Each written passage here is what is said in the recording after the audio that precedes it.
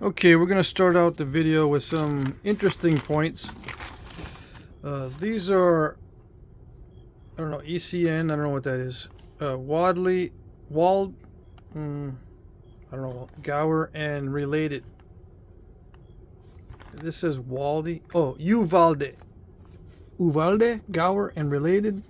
And ECN, I don't know what that means. Anyway, these are really wonky. All right, there's obvious impact damage, but look at the stems. Let's look at it. This is an undamaged stem. It could be a resharpened tip, but when I look at these, and if I was to reproduce one and then include it in my knapping case at a knapping, someone would pick this up and they would say, "You made that?" I would say, "Yeah, it's a reproduction of a Gower point." "Really? But you made it?" "Yes, I made it, and it's an exact reproduction." "Oh, okay." And they would be looking at it like I was from outer space. Yeah. Like, I have no idea what an arrowhead is.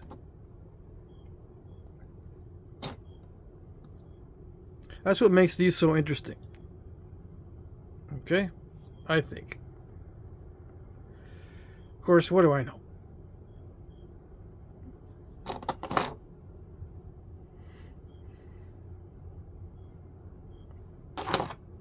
But yeah, these stems are all thick and wonky. And take a look at this one.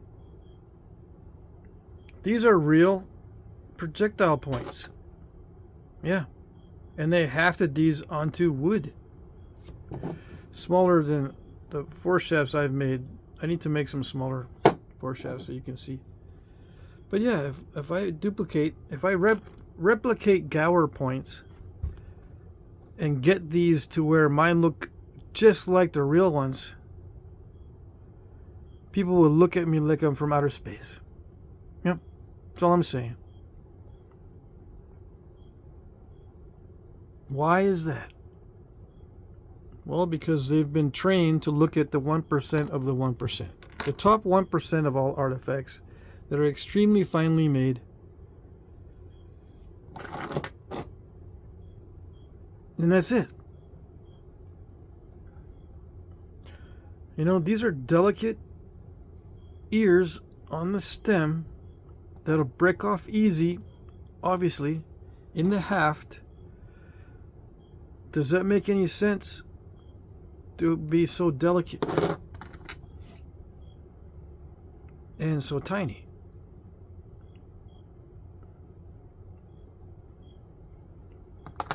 But I could replicate these. I've got plenty of these to go by and replicate them and show them off and say, these are replicas. Yeah, look at my replicas. Replicas? Yeah, replicas. Replicas of some bad dream? Yeah, some bad dream. Yeah, that's what they're replicas of. You're right, you got me. Anyway, I just like to have fun with that because people are funny. I have tried replicating points that are like that. It's actually not that easy to do it, to get it right, to get it to look like that. Because, you know, they end up being wonky and not exactly quite like this. So you kind of have to spend some time, even though these are all weird looking, and the bases are twisted. They're not aligned with the blade in many cases, and all that kind of stuff. They don't lie flat, but obviously they were used to do something. See how the stem is. The center line of the stem is there, but you look at the blade, and it's not the same. It's not in the same alignment as the stem. Now, if I were to knap something and show people, I made a duplicate, a reproduction. Look, man. Really? You made that? Yeah. But yeah, these endless fun with these. All right, I'll put these away later. Okay, here we go. We're gonna get into some other stuff that's I think is gonna be cool. Yes, I don't even know what these are. Not that the Gowers were not cool, but these are cool. I did not show these yet. But yeah, these show some skill in thinning. Maybe not notching, but thinning. How can they be good at thinning but not notching? Look at that. There's step fractures in the bottom of the notch, but there's no step fractures on the surface. How is that even possible? Maybe they got someone else notching them. Yeah. It's a possibility. I don't know. I have no idea how they can get the surfaces so flat, but then the edge is so nasty. It takes so much practice to get the surfaces flat with no step fractures, and yet the edges are all, you know. This edge is pretty good, so maybe that's just damaged. So, did I already show these? I'm thinking maybe I already showed these. But anyway, it's not symmetrical. See that? So if you're making them and they're not symmetrical, good for you. If your goal is to make them like they used to be made, you're on the right track. If you make them unsymmetrical, just look at the lowly Gower. Okay, too fragmented. This whole bag is too fragmented to identify, right? Retain flaking of possible hafting. Oh, I guess he wants me to look at the base.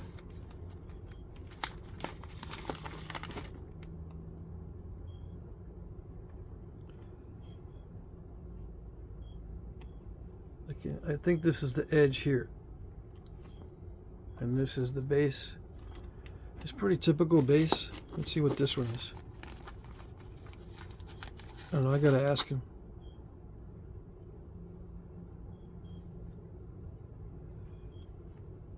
Okay, this looks like the base here. That is quite thin and delicate. And I don't know, it does not look finished.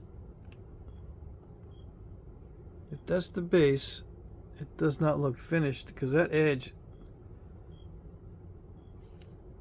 even a Gower maker would be a little bit embarrassed. Yeah. So I don't know. I'm not sure exactly what he was saying in this one. I will ask later on. I got to give these back. These are not all my artifacts. I know you missed that in the beginning. I should say that every few minutes. These are not my artifacts. They're on loan to me so I can show them off. So I can expose them to the light. So they're not sitting in some university basement. Okay.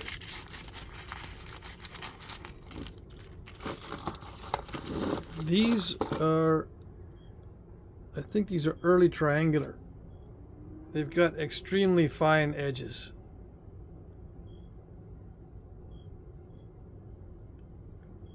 Yeah.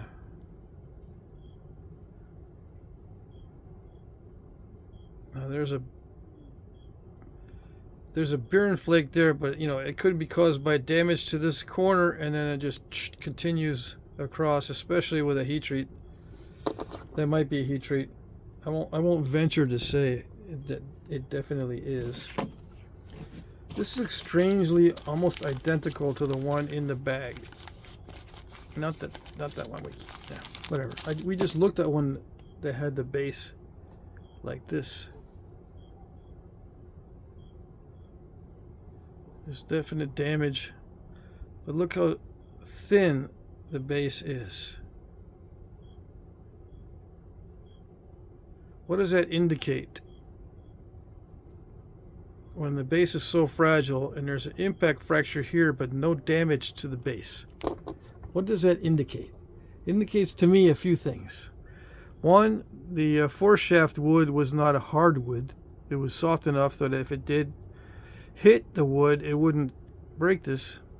Number two, the glue was probably excellent. Excellent. And number three, they just used the same technique all the way around. The edges and the base with the same Flintknapping technique. They just used it for everything. Why change it up on the base? I don't know.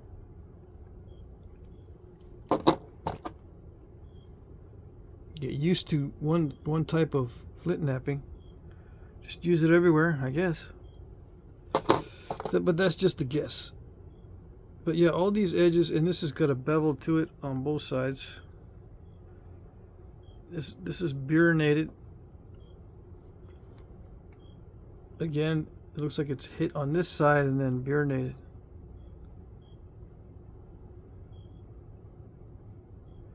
So, I mean, the edge does get damaged. It might not be burinated. It might just be a snap.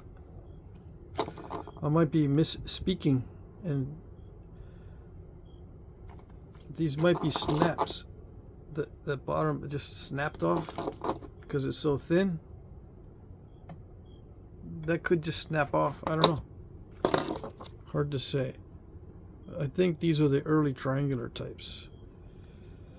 We were discussing it when he loaned these to me. We were discussing early triangulars, and he showed me some, and they look like this. Very thin on the edges. They figured out how to get these edges thin. Here we go. This is a more complete one. I can tell that this is actually the base. It's got some obvious damage to it. And it's thin. It's thin down here. It's thin all the way around on the edges. Yeah.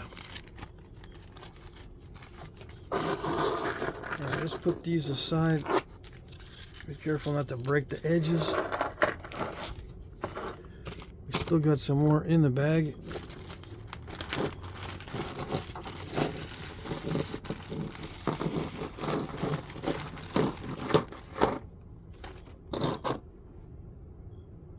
Yeah, thin edges. Now, when I say they figured out how to do the edges, have I figured it out?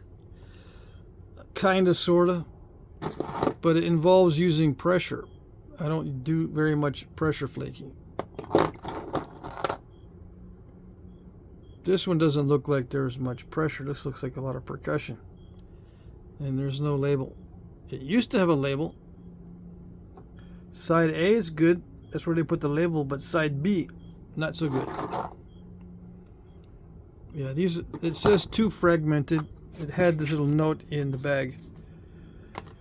Too fragmented to know what these are. Yeah. That's what I'm assuming. But the edges are nice and thin. So they look like early triangular types. It's a Texas type of point. They actually are called early triangular. Because they don't know what to call them, I guess.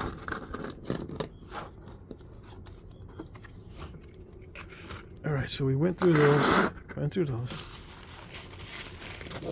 Then we look at this one.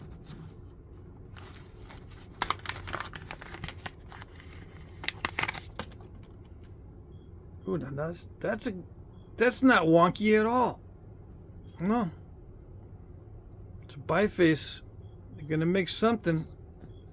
Or some of you smarty pants out there might be already saying to yourselves, Yeah, all those points that were wonky, they're just discards. They never used them, like you were saying.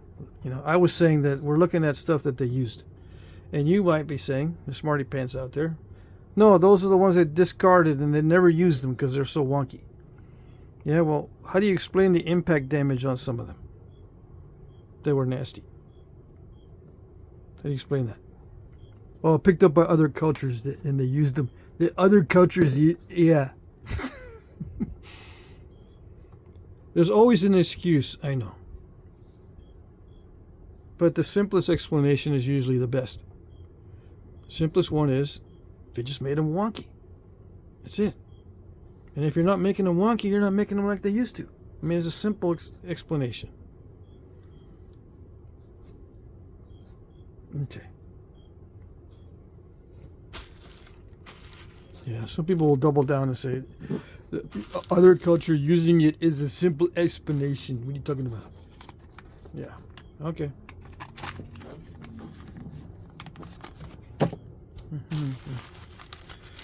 Knowing that people are funny, they'll find some weird looking projectile points and they'll go, man, those are cruddy. They're not good for us.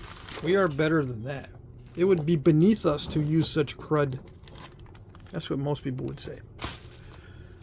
The ones before us must have been primitives. Yeah. I'm not saying it's a correct way to think, but just look at what people do and what they say. Yeah. Ooh, this is nice and thin. These are stemmed. Does it say stemmed on one of these? Yes, it does. The bag is called stemmed. I'm going to make sure I put these in the right bag. But yeah, nice. I like it. But still, if I were to reproduce this and people look at it and it's in my Flintknapping case, they would say, yeah, you kind of didn't get the symmetry correct, huh? That's alright. Yeah, you'll learn eventually. You'll make them like they used to. Eventually, you'll learn. Well, this was not symmetrical. But they don't care. People don't care when they look at stuff. They like looking at beauty. They don't like looking at truth. This is truth. We're looking at truth. That's why I show you the artifacts, because it helps you to see the truth. And I can make fun of people. Yeah. Yeah, I can talk some smack. It's always fun. Especially when I know they don't like it. There's an impact fracture right there. This one's good on side A and side B. It's kind of rare. I'm still looking at this one. I like it. Yeah, even though it's not symmetrical. I just don't dare reproduce it because then it looks like my skill level is not that great. Yeah, not symmetrical. You know, the barbs are different. But it looks like there's damage, of course. The edge treatment is okay. I mean, this is not that sharp, but it seems workable. It is pointy, and the serrations do feel like they'll do a good job of cutting, but tests have shown that it doesn't matter too much whether the edge is straight or serrated. It has the same penetration value. Yeah. So, there's that. But it might be easier just to leave it serrated when you're trying to sharpen it instead of trying to make it perfectly straight. Is there a side A and side B? I don't know. It seems like I've seen this one before. Either I looked at it off camera or I already showed it. Anyway, when they sharpen it or when they rework it like this, it could be a drill, but I doubt it. I think they just repair the tip and then shoot it again. So it's just a reworked tip that they would shoot again. Yeah. Why they didn't rework this tip and shoot it again, I don't know. Who knows why they would discard stuff or not discard stuff, or rework stuff or not rework it. Maybe some guys like to rework it and some guys think it's bad luck. Yeah. I think sometimes people think it's bad luck to rework a point. Yeah, side A is good. Side B, not so good. This is just like the other one. Let's see, where's the other one? Similar style. It feels like similar stone as well. This still has a little bit of the original cortex or something. This one here. Why is it like that? They left it. They didn't even chip it. This one's nicely chipped.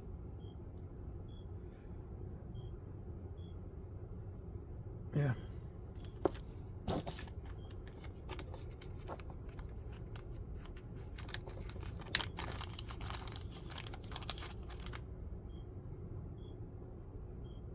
Flat on one side and bumpy on the other, or rounded. Not really. It's not really bumpy.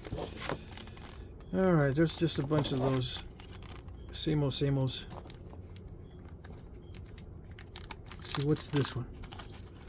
Interesting material. It might be heat popped. Yeah, it's heat damaged. If this is high quality chert, you can see they did not take advantage of its high quality properties. It's all wonky still. And it has a slight curve in it. They could have made it a lot better if they took advantage of the knappability, the excellent knappability of that kind of chert. But it didn't care. Yeah, it didn't really matter too much. Yeah, this is like the other ones. There's a bunch of them that are very similar.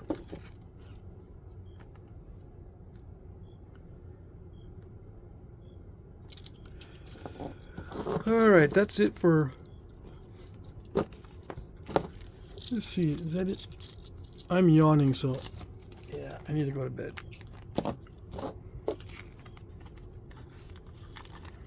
What else can I dig out real quick? This doesn't have too many items. Let's put all these together in a pile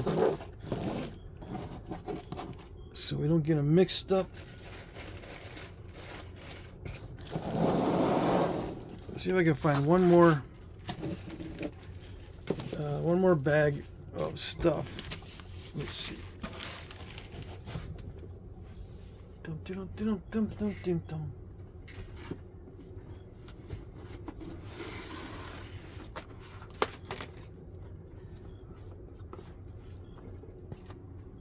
Don't have a bag, I got some boxes.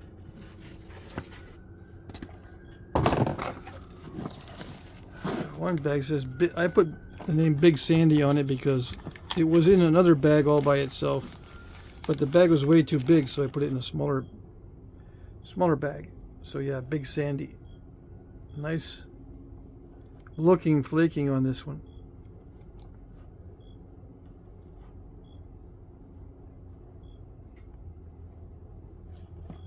They're so good at the flaking, but then the notches are huge and crude. How's that even possible? Basal notch. It looks like it has a basal notch in it. Crude. This bottom edge, crude. But the blade. How is it even possible that it's nice, so nice like that? I don't know. Okay, this one has some actual arrow points, and I put these separately in a different box so they wouldn't get broken. Which is the one that I was really afraid to break when I was looking at it. This one here.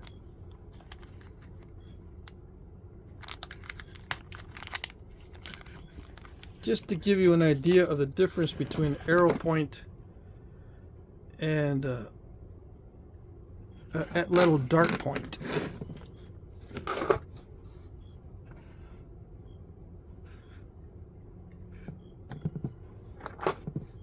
Yeah, I think I've shown this on video before.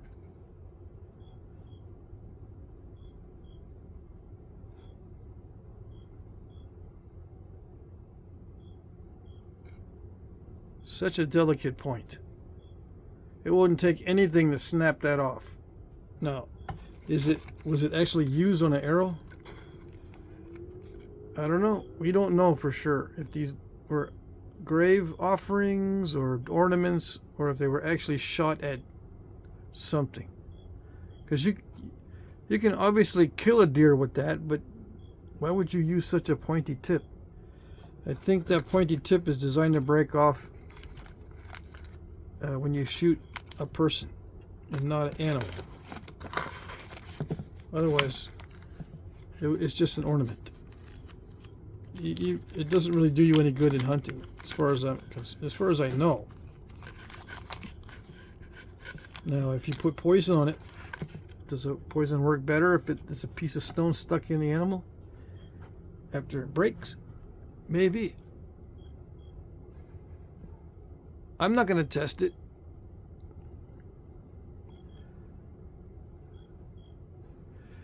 Yeah, little arrow points. This is a Perdiste style.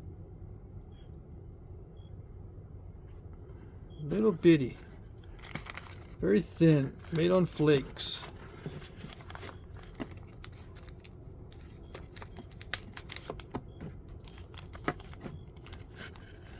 This has got fire damage. It also has a reworked tip. Slightly reworked, but it has a fire pop. Now, I don't know if that's before or after. They could have just made it out of a piece of heat treat that has a little fire pop in it, and they said they don't care. We've seen how wonky some of these can be. This is extremely delicate. I can break off these barbs just by, finger pressure.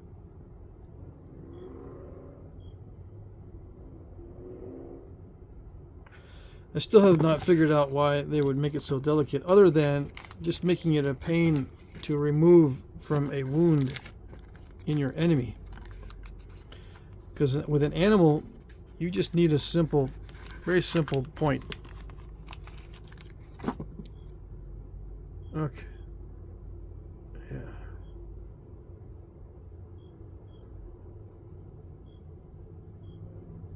So yeah, these are arrow points. True arrow points.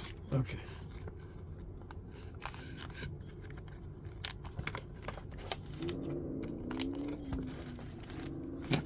So I like looking at those. I got plenty of material to make those. Oh yes. You know those debitage flakes that you guys see in the auctions? That's what you make these out of. Those little debitage flakes. Alright. Now where do I put this one? Let's see. And the big sandy. What's in the box? Is there anything good? Oh, you know it's all good. Oh, yes. I like these. 28 minutes. You still got time to explore. Does it say? These look like martingales.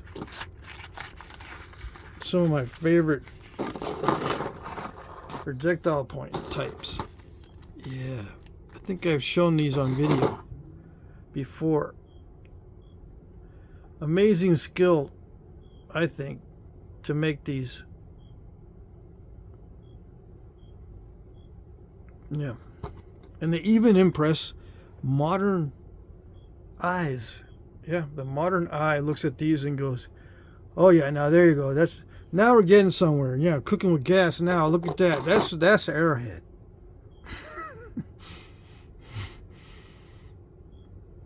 Yeah. Looks like an impact fracture there. But martingales are carefully made and high level of skill. These stems are robust. It's hard to keep them thick, actually, when you're trying to do a nice quality point. You want to remove any step fractures from the surface and they end up getting really thin.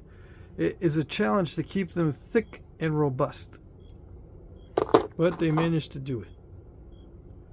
These are relatively thick right where they break. Right where they usually break, they're kept thick.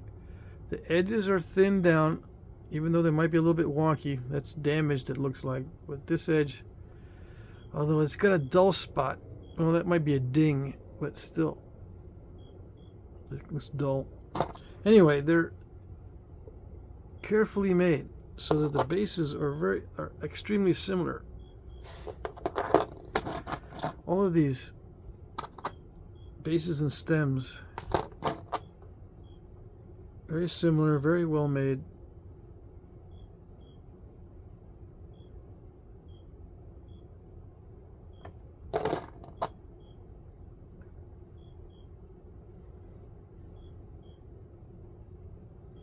I would make more of these, but I can't really sell them for much. So yeah, it sounds terrible, but you know, I gotta watch what I make and use my time wisely. Yeah, well, I'll make some of these because these are some of my favorite types, the martingales, and they're not very big. You know what I mean? They're Atlatl dart points. These are not arrow points, as far as I know. They're, you know, they're archaic. They're found deep in the earth in most cases, I think. I think these are early archaics, the martingales. Very consistent in the look and the design. The fish, you know, the fishtail looking bases. And someone was mentioning the width of the barbs. I mean, width of the notches. The notches are slightly different in width. They're similar because, you know, you really can't get too narrow without a whole lot of problems with the antler pressure flaker. Now, I don't know if they were using copper, they were importing it from far away. It looks like they were punched out with something, probably antler or bone. Yeah, nice pop outs at the end, no crushing. And it could be heat treat, which makes it easier. All right, so that's it. 32 minutes. Yep. Let me put these away, and we'll do two more of these videos a day, I think.